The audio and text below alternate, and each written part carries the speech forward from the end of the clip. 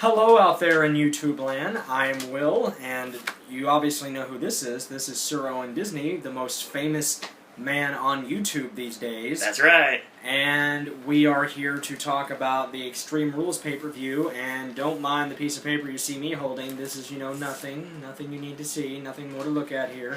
It's a secret. Yeah, it is a secret, so you'll find out eventually what it is, or maybe you won't. But anyway, we're here to talk about Extreme Rules, and I will let Sir Owen take it from here. Yeah, actually, if you guys haven't noticed by now, I do recaps every day of Impact, or SmackDown, or NXT, or Raw, and I do this on the frequency. I literally review every single wrestling show that I'm able to watch. I'm not able to watch the main event, and I don't watch Sunday Morning Slam, so I can't knock those out. I can't watch Independence, and I can't watch ROH, so we can't talk about them. I can't watch Lucha Libre, so I can't talk about that. But I can talk about what I do watch on a weekly basis, and that would be all that I just listed above.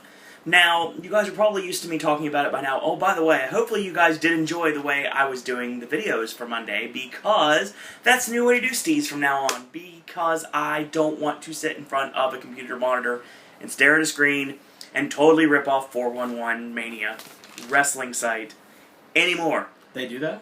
I do that. And I did that. And I'm guilty of it. I'm sorry about it, but that's just how it happened. Now, here's the thing. Even though I was reading their recaps, I still gave credit to what they said, but I also put my own spin on it. So technically, I didn't really plagiarize because I had to talk about stuff from my own. So that is not the definition of plagiarism. Exactly. I am a journalism major. Even though it was a long time ago, I still know what that means. Now, here's the thing. Basically, what we have right now is the fact that we are going to give you our predictions for this Sunday's Extreme Rules pay-per-view.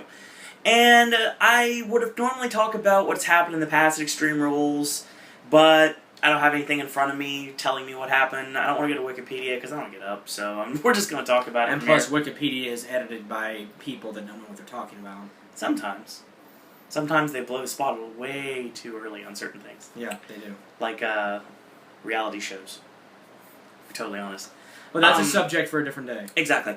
But I do want to talk about the fact that, oh, by the way, if you're not watching it, if you have a way to, you need to watch the best wrestling on television right now, and that's NXT. So, honestly, if you get a shot to watch NXT, it's available on the internet. It's really hard to find. If you live in Florida, it's on Bright House Cable, obviously, because they tape in Winter Park, which is outside of Orlando. But, so get a chance to watch NXT. Hopefully, it's going to be on a major network before the year's over. That's what they're trying for right now. This is a historic moment. For the first time in some time since I have seen Sir Owen and I discuss wrestling, he has not mentioned TNA is the best wrestling on television. Do you know why? 'Cause it's not! Actually, no. TNA is on point in every single factor right now. And everyone knows I'm a big Christopher Daniels supporter. I love Bad Influence. I love what they're doing with Aces and Eights. It's a slow burn. It's a very slow burn, but you get invested in it.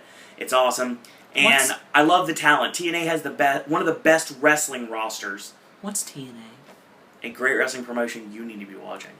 No, thank you. But this is about the WWE, so I'll talk TNA on Friday morning, like I always do. We'll recap Impact, like I always do.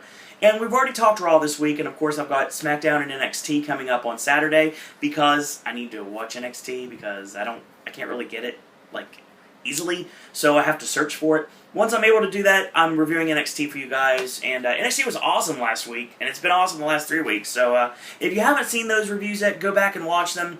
They're in the SmackDown NXT playlist here on Pop, so check those out. And you can check the Raw recaps, and if you want to go back and see what I said about, I think the Royal Rumble was on there, and Elimination Chamber. There's predictions and recaps of both of those shows, as well as me and Will's WrestleMania video, so you can check those out as well. Yes. And that's where this setup pretty much started. So, without any further ado, we're going to talk about Extreme Rules. And we're going to start with the pre-show match. Now, I'm very happy that The Miz returned. And everyone knows I'm a big Mike Mizanin fan. I have been since day one. I've been following him since the Real World, back when he was wearing a fake tag team title belt. And then he became a tag team champion with John Morrison. And then he basically won a buttload of championships. including the WWE Championship. And everybody knows that I am, well, everybody probably doesn't know, but I am not the biggest Miz fan, No. despite the shirt that I am currently wearing. But there's a reason for the shirt I'm currently wearing. But that, don't need to worry about that. But I do like, the Miz is kind of starting to grow on me a little bit, but I am not really a fan of Mike Mizan, and I still, actually one of my favorite moments with the Miz is where he dared to take on The Undertaker back in 2007, Yeah. and I remember JBL's words very, very poignantly when he said, "Welcome to reality TV, you jackass." That was great because Miz got put through a table via a last ride, so that was funny. But obviously, and they had then faith in him because they let him work with The Undertaker. And then he bragged about to Ashley Macero. Boy, there's a name we haven't heard in a good while. She's still on the convention circuit, though. About how how he took The Undertaker to the limit in the beat the clock challenge, and she said he tombstoned you and had you pinned, and he said I was playing possum. And then what happened? Kane overheard, and we know what happened there. Yeah. So he's come a long way. He has come a long way, and like I said, he was wearing fake plastic championships around in the Real World house, and then basically after that, they did a Real World Road Rules special episode, like an award show, basically is what it was. And he basically he was on the red carpet. He was wearing the SmackDown Tag Team titles at that point, and he was like, "It's not fake anymore." That's where the Miz character came from. It was a total ripoff of The Rock. Of course it was. Yeah, and he even states that numerous times. And when he got to work, him and Truth got to work with The Rock, that was pretty over for him back at Survivor Series. I'm sure it was. Considering Absolutely. he couldn't come up with an original idea himself. The Miz. So awesome. But, yeah, he's going to be facing off against Mustachio himself, the biggest fan of Legend of Zelda that exists on planet Earth, Cody Rhodes. The mustachioed one. George Harvey, eat your heart out. Yeah, he looks like a 70s porn star. That is Joey Ryan, sir, and if you watch TNA, you know exactly what I'm talking about. Well, I don't watch TNA because I don't care about TNA. Yeah, I know you don't, but we're going to try our best to try to get Will to watch at least a little bit of TNA sometime before 2013's over. That's actually my mission. But, basically, this match was thrown together at the last minute. Miz returns from filming a couple movies, and Cody has been on a kind of a downward spiral lately, but has had a really good television matches, especially one against Randy Orton. Yes, that's true. I didn't get a chance to see it because that was on, what? Is that on SmackDown? I can't remember. This week was SmackDown. That was actually the Raw we went to. Was it? Yeah. Yeah, that's right. It was. He the faced Raw. Damian Sandow on SmackDown last week. So yeah. It was the Raw we went to, so I actually did get to see that. Excellent match. It's been a long week, so Orton's had some consistent great matches lately. My brain's a little jumbled, but yes, We'll talk about him later. That was a great match, and it was very good. But my problem with this is that even though it's pre-show, the only problem I have with this is that you've got The Miz just coming back, Correct, from being a movie star. Gee, like The Rock. Who knew? Anyway, yeah, there's always that. You've got him coming back. This is a match that has absolutely zero build-up. So Correct. It has zero interest, Yeah. as far as I'm concerned, in the content. It's a good thing that they did put it on the pre-show, because if they had put it on the main card, how are you supposed to get people invested with zero build-up? There's nothing... That's the point, though. It's a pre-show match. I know, but still, even as a pre-show, I would like to have some build-up as to why these two guys are going at each other instead of just throwing it together and saying, here's your pre-show match. Basically, you could make a case for the fact that it could be for a contendership for Wade Barrett's Intercontinental title. Yes, that is true, because Cody, of course, brought back the old-school Intercontinental Championship, and Barrett defeated The Miz for that championship. the day after WrestleMania. The day after he won the championship. And not only that, if you have the WWE app, the new way to watch television, according to Michael Cole, who plugged that at least 5 times on Raw this past week. It was quite the drinking game. Yes, Michael Cole. Michael Cole, you need to stop plugging shit. Okay, I'm telling you right now. You also need to go frost your hair. Okay, Straighten your tie. This isn't a tractor pull. Yeah, straighten your tie, frost your hair, do something, but stop putting over. Oh, you're watching the longest weekly episodic television show in network history and all that bullshit. Yeah. Stop it. I don't care if Vince is feeding you lines. Stop it. That's why Mick Foley quit stop commentary. it. This is why Just Foley stop quit it. commentary, because Vince kept feeding him lines. But anyway, The app is actually pretty good, to be totally honest. I was actually watching via commercial breaks the continuation of the matches, and it worked pretty good. The only problem is, as I mentioned on Monday's video, it's gonna screw over your ad revenue because you're basically telling people, don't watch the commercials that are making us money. Go ahead and watch our free app instead. That's a bad idea. And interviews during televised matches, that doesn't work. I don't have the app. No, that doesn't work. No, at all. I don't have the app, and I really don't care about what Wade Barrett had to say or anything like that. I think the app is Dolph talking.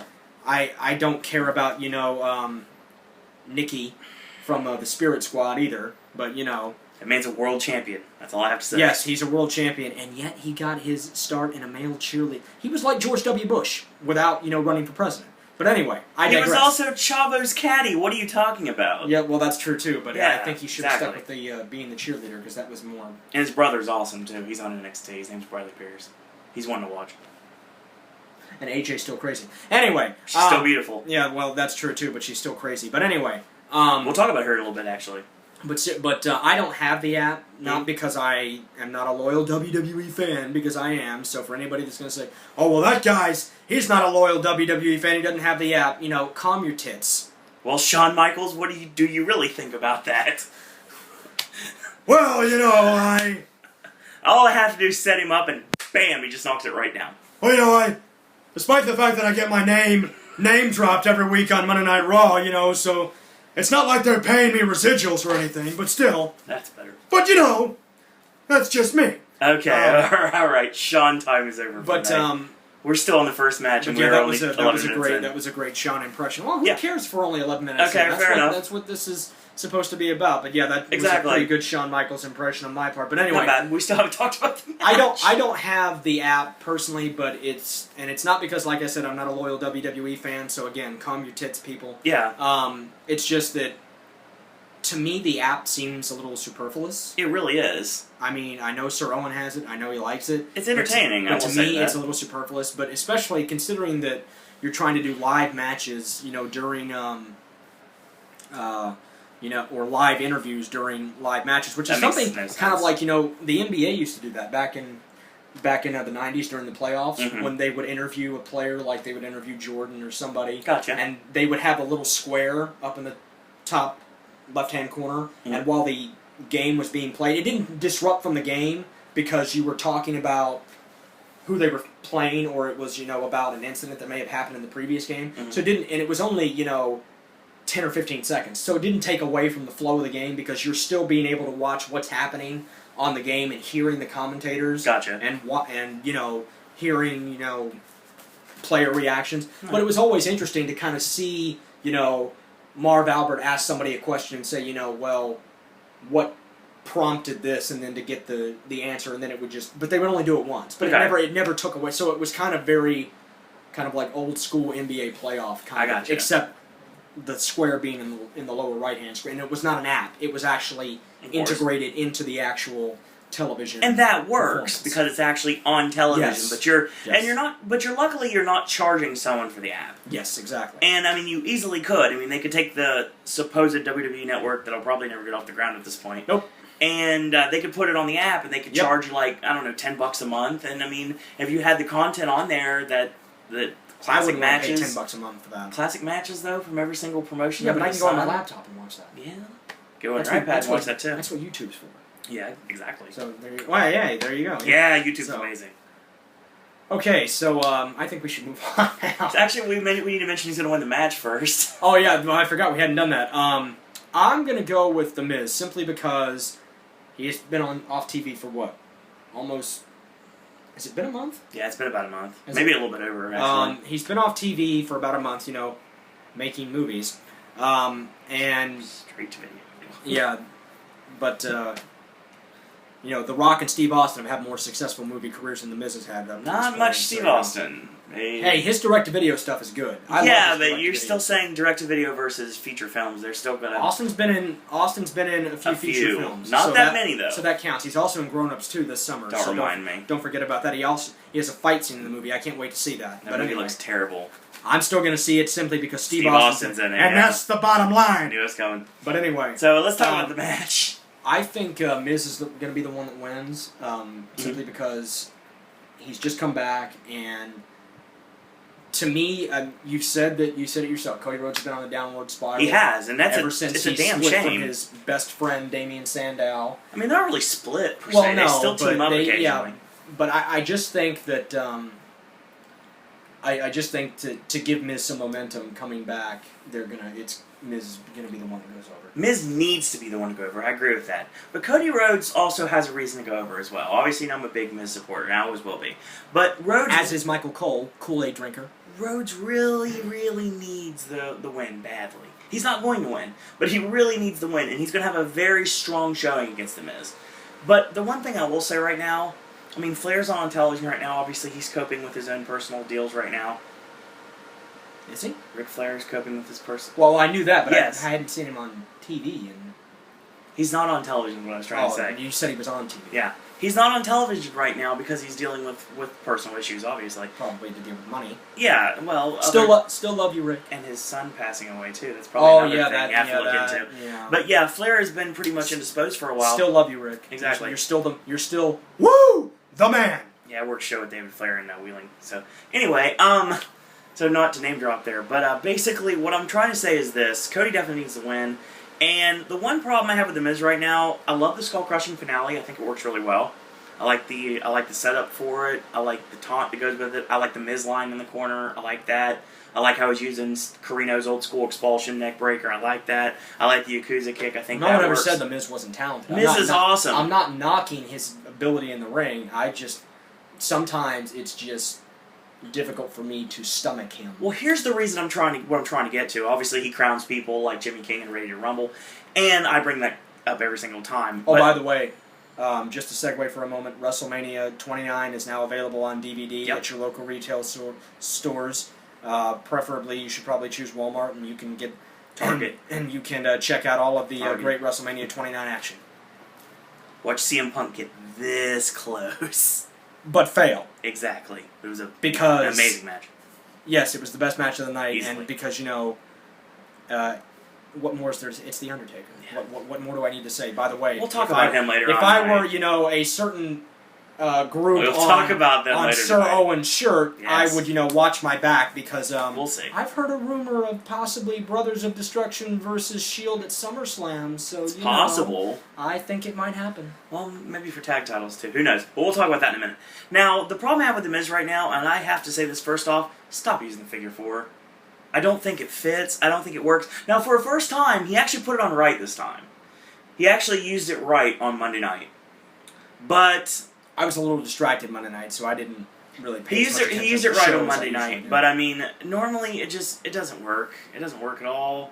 And I think The Miz will go over. He deserves to go over. You need to rebuild him because you're pushing him towards a rematch with Wade Barrett for the Intercontinental title. Barrett's not on the show, and Miz is. So obviously, we know where the bread's buttered this time around. And we know who the company has faith in and who they don't. That's not necessarily true either. Well, that may not necessarily be true, but we know who. I guess what I was trying to say is we know in this case who they want to draw. Calling Antonio Cesaro on line 1. Yeah, but nobody cares about him. Yes, they definitely do. I don't. But you should. But basically, the fact I know he's good. He's very, he's very amazing. good. The fact of And the matter is, the yodeling needs to it's stop. gone.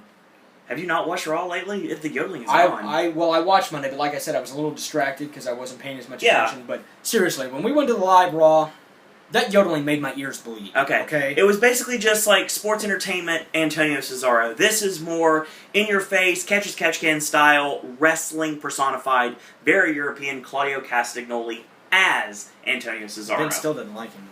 Yeah, I somewhat believe that and somewhat don't, just how you look at it. But I'll talk about Cesaro It's eventually. Vince. Vince doesn't like anything. You know how Vince is. Vince doesn't like anything. He's probably going to get But us he does. canceled. Even though he steals from me on a regular basis. He tells Michael Cole to steal my stuff because I know one of his flunkies in Stanford is watching this channel. So, hi guys. Anyway. Oh, Michael Cole. Seriously. Who dresses you? Yeah, That's exactly. another issue for another day. Anyway, but like I said, Miz is over, and I don't have a problem with that because he deserves the win, and they're agree. both going to move on to different things. And Cody, maybe you put him back in the tag division possibly, or you push him towards, maybe, I don't know, put him on Raw, because he's been on SmackDown for a long time, maybe put him on Raw. And shave the mustache. Sit him after... I'm sorry, go ahead. Sit him after Kofi. Well, we can't really do that because something else is going to happen. Maybe put him in like contendership matches with Kofi. We could do that possibly. And shave the mustache. Seriously, you look like a '70s porn star. He is not Joey Ryan. Stop it. He is not Just Joey stop Ryan. Speaking of that, Matt Stryker wore a mustache better than he you. was awesome. And that's saying something. Stryker's I didn't awesome. like his mustache either. Matt Stryker's awesome. Okay, let's get to our second match of the evening, which is the first match on the card, which we don't know what the order is. No, but no. I'm going to read it via www.com, throw a little props up to .com, and use a colism for a second. We're going to talk about Don't ever do that again. Y2J, Chris Jericho taking on Fandango. So I want to hear about your opinion on this match. Well, Sir Owen knows where I stand on Fandango. Yeah. How I think it's the worst gimmick in the history of Raw. Oh, and by the way, nobody's singing his theme music anymore either. That's not true. I didn't hear it on Raw on Monday. At all. It was still there. So, It was still there, which is very, very light. And the dance-off, Jericho got screwed out of that. That was awesome. That was, I think Jericho's probably a better dancer than Fandango. Props to Summer is. Rae. I'm very happy. I mean, if you've seen any of her stuff in NXT, the match she's had with Paige, the fact that she actually can work, I was very happy to see her on I will television. say this, the beating that Fandango gave to Jericho was very brutal. I will admit that. Mhm. And that doesn't make me a believer because I don't like Fandango, but I still, that made me believe that, he can possibly beat Jericho again. Well, but it didn't signify to me that that's what's going to happen, because the beating was, it was very much a sort of like an old school kind of, in my view, an old school kind of beating where it wasn't they didn't have to use chairs or weapons. It was more fisticuffs. It was an old school, as JR would say, slobber knocker between those two for that particular segment. And yes, Jericho was left lying there, but in wrestling, as we know, usually the guy that gets beaten down is the one that, ends up winning the match. Well, if this was the 80s or even the 70s, and this was the NWA or Georgia Championship Wrestling, these guys would be battling out in a Tate Fist match, because that's what we're building towards. That is true. And I have to say, though, the whole card from nearly top to bottom, at least... It's interesting. That's one word I would use, but it also has more of a, when's the last time we've seen a strap match? It's been a long time. Yeah, it's been a long... When's the last time that we've seen... Was it JBL and Eddie Guerrero in 2006, I believe it was. the Great American Bash? I believe it was 2004, I think. 4. I was trying to say 4. It's Great American Bash, though.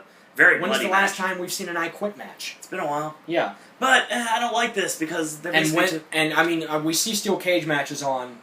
every now and then, but an old school steel cage match. We'll see the big blue bars again, maybe. When is the last time we've seen an old school steel cage? It's been a long time. That's why I think this, as JR. I was reading something that JR posted today about this pay-per-view. He said it might be a sleeper pay-per-view. It might go above and beyond people's expectations. And based on what the card is, I firmly believe that. There's a lot of opportunities for letdowns, though. Honestly. Well, there are, but I think that there always is. But I think that this pay-per-view will surprise some people and probably be, I'm going to go out on a limb here and say, the best Extreme Rules pay-per-view in recent memory that we've had since this started in, I believe 2006. Isn't that Extreme Rules also where John Cena dropped all the chairs on Wade Barrett? Yes. Okay, because, obviously I don't remember... I remember a lot, but I can't remember exactly what years things happened. But I think for the first time since... This started, in 2006, if memory serves me correctly? Cena's undefeated. Yeah, he's 4-0. We'll talk about that later. It's not 21-0, but that's a different issue. No. You guys know I have to get The Undertaker, mentioned in there somewhere since he's been on TV more recently. We'll be talking about his. By the way, speedy recovery to The Undertaker, who had shoulder and hip surgery just recently. So, wishing you well, dead man. Also, some rumors, some rumors coming up that there is going to be an induction of both Undertaker and Paul Bearer into the Hall of Fame next year. We'll have to see about that. The Paul Bearer thing is pretty much confirmed, but I don't know. I don't know about the Undertaker. And possibly Jake the Snake Roberts. Yes, but anyway, back to staying on topic here. I don't like Fandango. I never liked Fandango. You never will. I'm never going to like Fandango. No. His entrance music annoys the shit out of me. It's awesome. And I'm not going to go.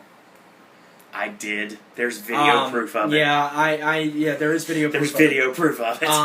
And it's not that I don't like newer wrestlers, because I do, but I'm an old school guy. You don't like the gimmick. I'm an old school, exactly. But the gimmick's really old school too. I'm an old school.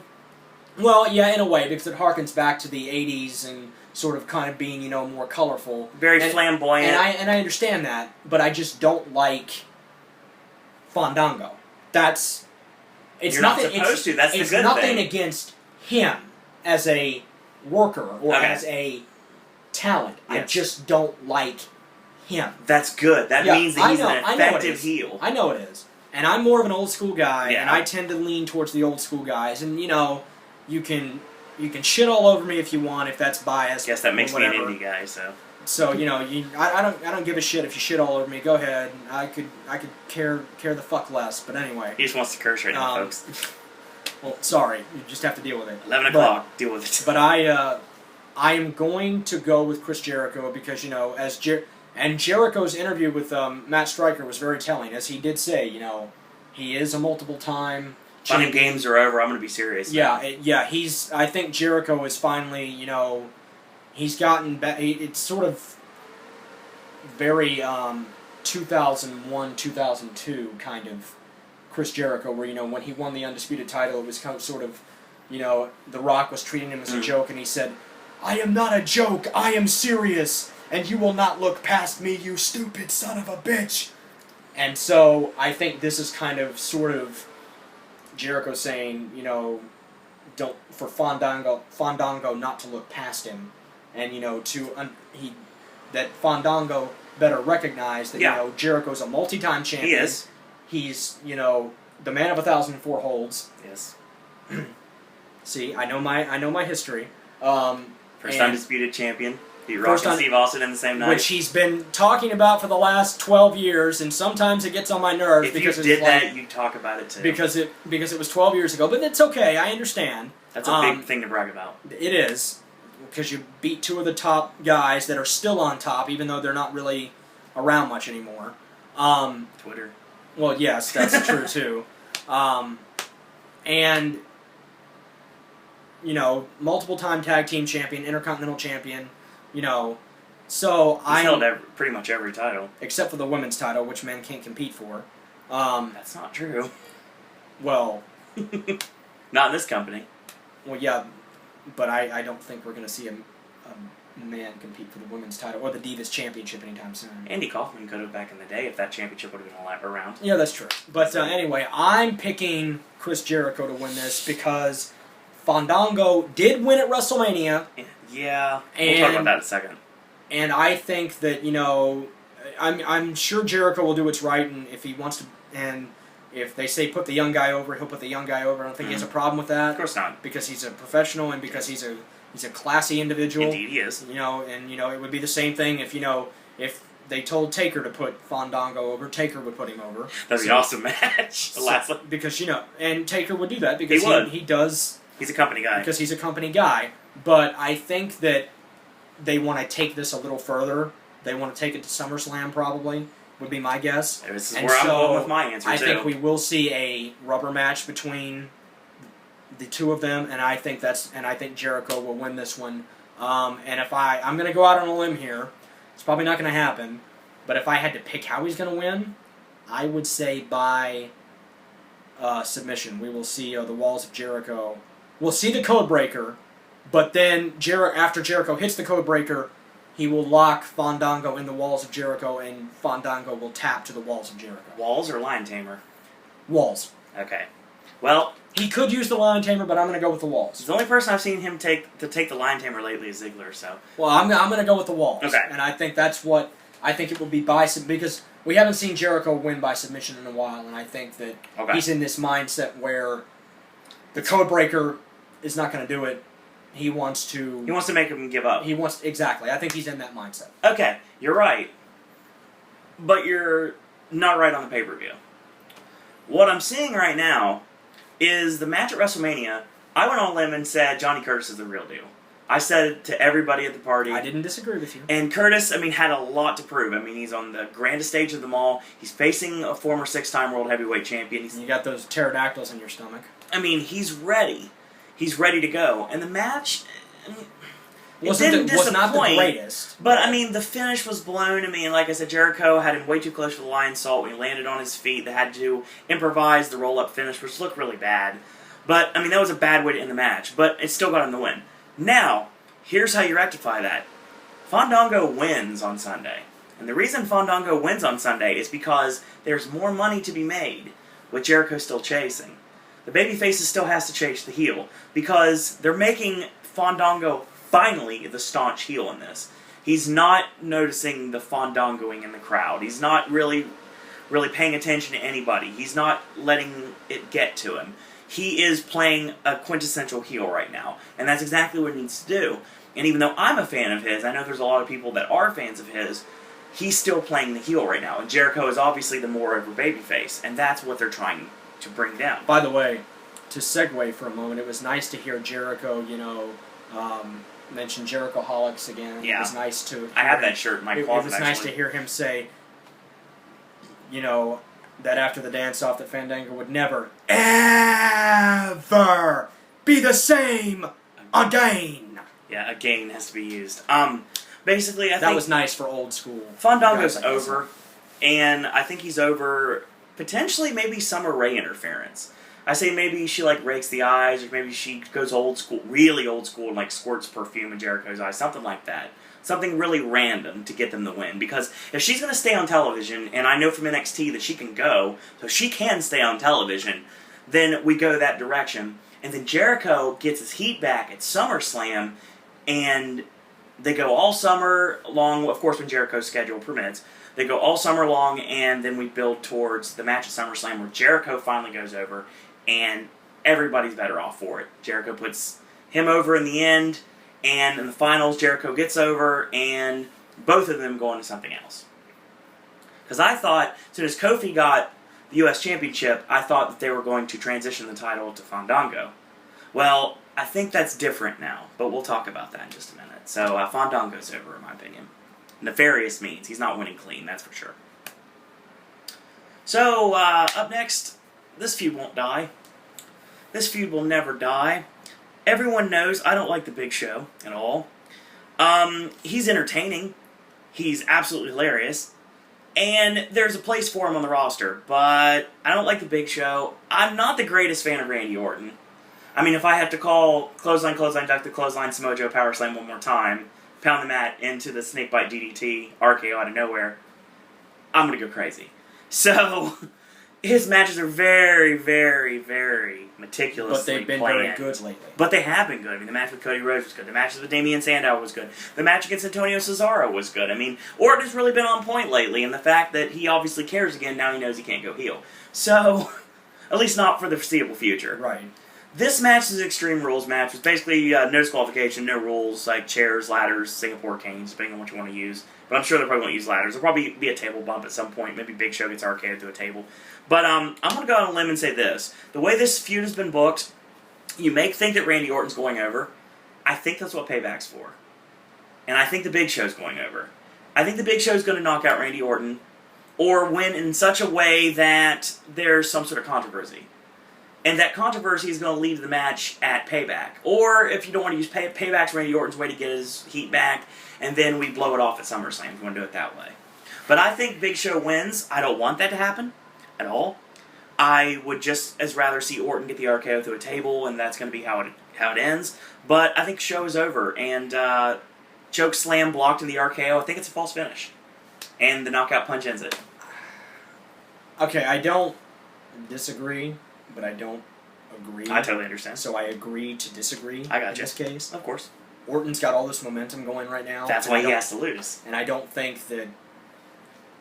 I agree with that, but at the same time, when you've got momentum going, you don't really want to stop a guy's momentum. But it doesn't hurt him to lose. No, it didn't hurt him to lose. He lost cleanly to Cesaro on Raw several weeks ago. And I think that this will be a very physical... I think this will be... It won't be the most physical contest of the evening. No, we'll get to that. We'll get to later, that later. Much later. But this will definitely be physical, and I think we'll see a lot more use of, chairs, tables. Maybe you might see some ladders. I think the Singapore cane's going to get brought out, because for some reason it's always under the ring now. Unlike my colleague here, I do like the Big Show.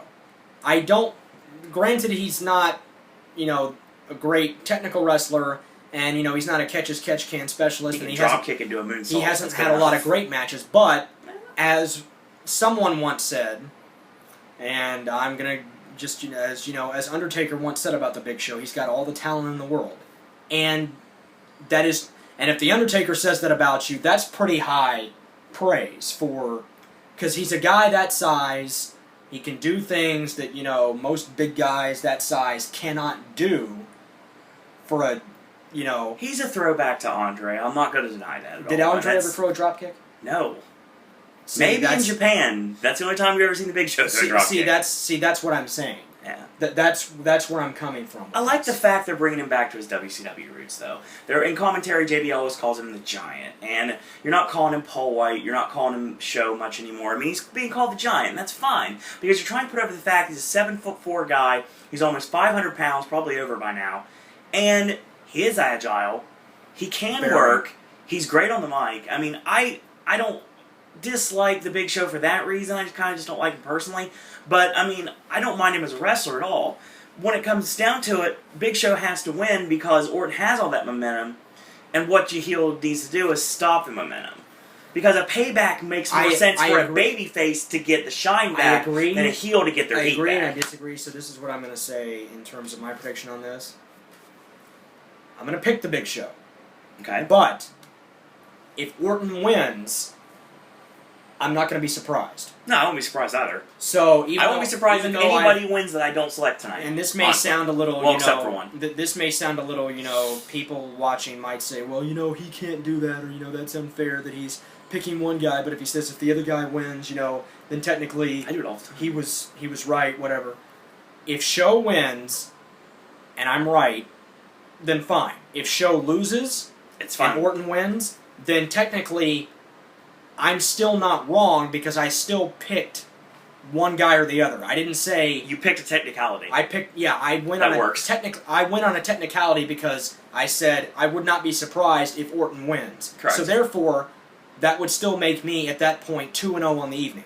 Exactly. Technically, but when I'm not trying to argue statistics or semantics here, I'm just saying that yes, I'm picking Show, but if Orton wins, I will not be surprised because I'm probably 90% certain that Orton's probably going to be the one that... But I'm 85% certain that Show is going to... It can go either way, honestly. The way that they're booked, it can go either way. So I'm 85% certain Show's going to win. I'm 90% certain, so it's not that big of a margin that, Orton's going to win. So if either guy wins, I still make out fine in the end. Exactly. That's fair. And if Sir Owen would probably might do the same thing for one of these other matches. He might say, "Well, I picked this team or this person to win, but if this person wins, then I still make out fine," which it still counts. Yeah, exactly. So that's what I'm going with here. I understand. I'm saying that Show wins, but if Orton wins, I will not be surprised, and I will say that technically I still picked Orton anyway. True. So, but Show wins. That's who you guys can say that was Will's definitive. We both said Big Show. We both said Show. That's our definitive answer. But I'm going out I'm saying if Show loses and Orton wins, I'm not surprised. Both said Show. Both said Miz. We split on Jericho and Fandango. Yes. The next match is the strap match, and it's Sheamus against Mark Henry. I will say right now, boy, been a while since we've seen a strap match, isn't it? It really has. It's been a good while. One of the ones I remember was Fully Loaded 99, The Rock versus Triple H. Yeah. Yep. I have that match on DVD somewhere. Yeah, absolutely. It's a good one, too. We've seen some really great strap matches in wrestling history. Oh, remember Hogan versus Flair in Yes. WCW back in 2001, I believe, when Hogan went back to being the Red and Yellow Brother.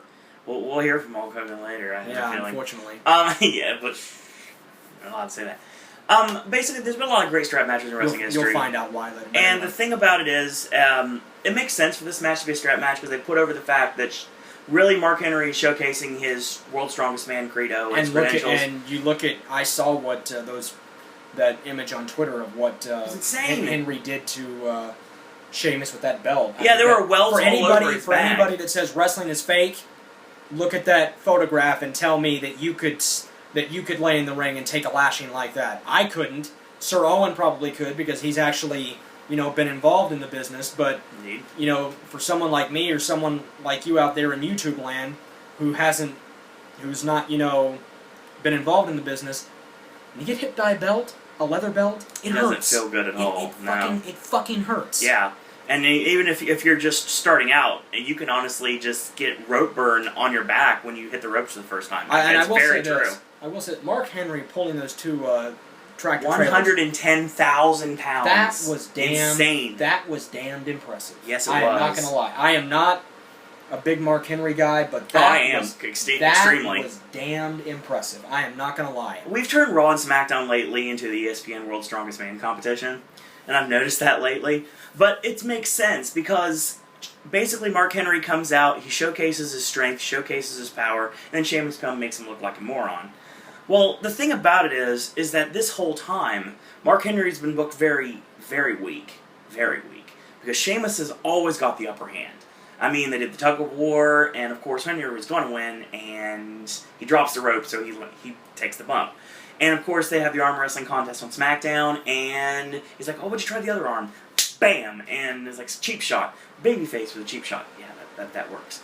But, I mean, yeah, Mark Henry is awesome.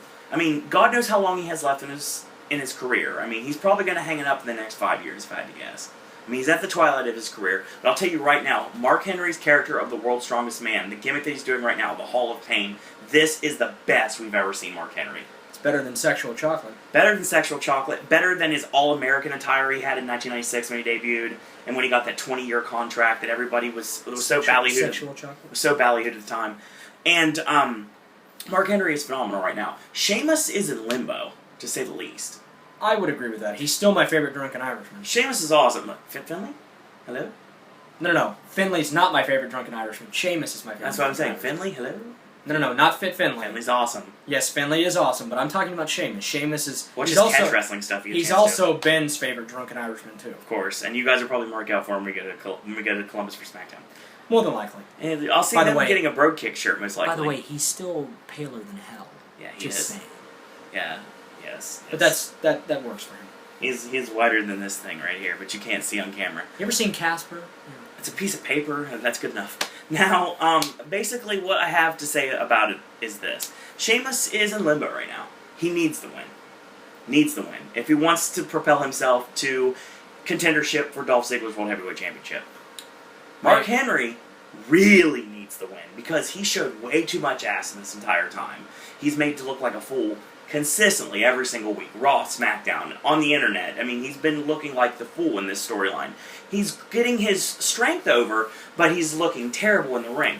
That being said, I think we basically go to, without seeing SmackDown this week, yeah, I know the spoilers are on the line, but we'll review it on Saturday morning, or Saturday afternoon in this case, depending on when I decide to get around to watching it. Basically, I'm going with this. Sheamus needs to win. Mark Henry needs to win. They both need to win. There are whispers right now about a strongman competition between Mark Henry and Biggie Langston somewhere down the road. But it's early as SummerSlam. Who has tits like a Big woman, E. That's his chest size. And he does not look like a member of the Jamaican bobsled team anymore, and that's awesome. But we'll talk about Big E later. He still needs to stay off the mic. He's awesome on NXT. He still needs to stay off the mic. Watching him on NXT, you understand more, because I understand him a lot more now. Well, he still needs to stay off the mic. Okay, there's a lot of people who need to stay off the mic on this list right now. So I'm staring up at my computer screen, which is a ginormous flat screen television, if you guys don't remember. It's actually pretty cool. I think it is awesome. It is literally like we have an event center here. Now, basically what I'm trying to say is this. Both need the win. Sheamus needs the win. Mark Henry needs the win. Mark Henry needs to get some heat back. And if Mark Henry wins, that would be amazing. I didn't call Mark Henry winning at WrestleMania, but I should have. Because I said it would probably happen, but I still picked Ryback. Because I was like, they're going to put the new guy over and it makes sense. Henry's probably maybe 2 WrestleManias left, if that. So it's kind of like, I don't know when they would do that. And Mark Henry went over. It was cheaply, but Mark Henry went over. But still, that's what I'm looking at for this time. I mean, what they could do, there's 2 ways you can go to it. Mark Henry could win. With a strap match, it's interesting because, of course, you have to touch all 4 turnbuckles, and that can allow for the babyface to win. Heels, look what he did to Josh Matthews when he dragged Matthews around like a ragdoll on Raw. Basically, that's proving what he can do. I don't think he can drag Sheamus around like that, but still, that's what you do in that match. You could do the old, I slap the corner, and the babyface is behind you, slaps the other corner, and Mark Henry's about to grab it. They have the tug of war and Brogue Kick, and Sheamus hits the turnbuckles, and that's the finish. Well, see, my question is how is Sheamus going to drag that big carcass of Mark Henry's around the ring to touch all four corners? But I mean, that's the finish that they went through in the past when they wanted to get the babyface over. To make the heel look like a bigger idiot, and that's exactly what the storyline's done the whole time. I agree with you that they both need the win, but Yeah. I'm picking Sheamus to win this because he's my favorite drunken Irishman, like I said, as he has been. He's Triple H's boy too. It's another thing I look at politically. But I also think that I stay out of politics. That's not mine. We try, but in wrestling it's kind of hard. But I'm picking Sheamus because I like Sheamus personally. I do like it. I like Sheamus a lot. And I have no disrespect against Championship Wrestling. I have no disrespect to Mark Henry either because like I said, 2 tractor trailers over 110,000 pounds. That's damned impressive. Yeah, absolutely. It really is. Absolutely. That's and the fact that he was able to, after he collapsed, to get up and still walk on his own 2 feet after that. That's pretty, that's pretty good.